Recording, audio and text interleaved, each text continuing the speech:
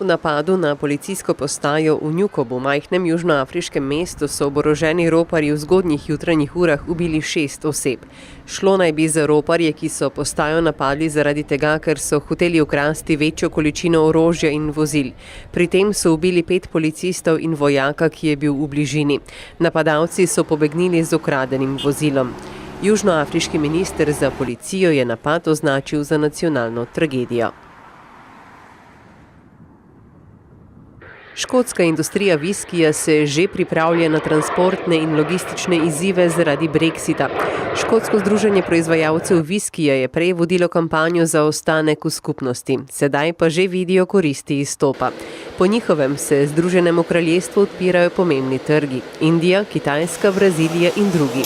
Vedoč, da vsaj nekaj let ne bodo mogli vzpostaviti dovolj dobrih razmer na teh trgih, upajo, da bodo imeli vse dobre konkurenčne pogoje. Oskrba škotskega viskija ima sicer skoraj vse sedeže podjetij v Združenem kraljestvu, izvoz pa predstavlja 90%.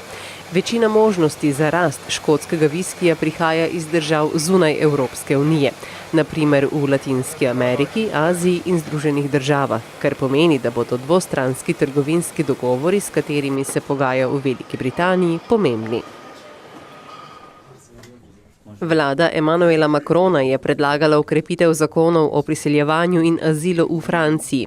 V predlogu zakona se je podaljšal rok za pridržanje nezakonitih priseljencev na 90 dni. Pri tem pa so skrajšali roke za prošnjo za azil. Nezakonito prestopanje meja postaja kaznivo dejanje, za katero se kaznuje z 1 letom zapora in globo. Prostovoljna dobrodelna ustanova Utopija 56, ki pomaga migrantom v Kaleju in Parizu, pravi, da novi zakon legitimira francosko neprijetno politiko, katere posledice vključujejo tudi priseljence, ki že dolgo časa kampirajo na ulicah zaradi pomanjkanja namestitve, ki jo zagotavlja država. Organizacija tudi poziva, naj se ponovno preuči Dublinsko konvencijo, ki državam članicam omogoča, da prosilce za azil vrnejo v prvo varno državo, v kateri so bili pred zaustavitvijo.